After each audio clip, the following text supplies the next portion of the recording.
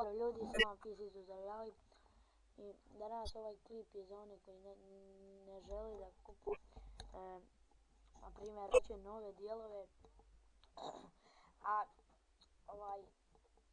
da ne traže pola mjeseca neki dio, na primjer grafičku karticu RAM, traže pola mjeseca negdje kupuju ili čekate dok vam roditelji odu u zavisi gdje u grad da kupi, ako se radi druga priča. Ovako, ovo samo važi za Srbiju. Možda važi i za Bosnu, Hrvatsku, Crnu Goru, ali stvarno ne znam. Ako idete na vaš browser, u mene u ovom slučaju Opera, link će biti dole. Stvari, šta da vam stavljam link? Ukucate EMMI, evo sad ću vam pokazati. EMMI, i to je to. Mala slobodna kako kaže. I evo ga. To prvo. I evo.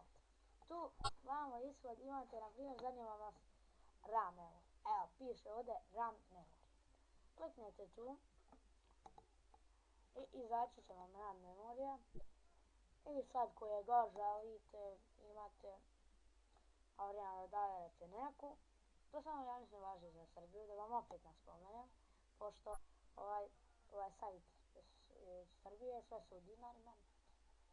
Vidite, ovdje kliknete u korpu i valjda pravite, izađe da kupite, ali ne želim ovo.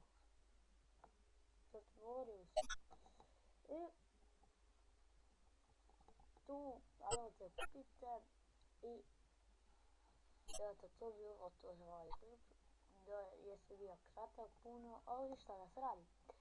A vidimo se za sljedeće klipa. Biće vrlo uskoro. Ćao. Ćao.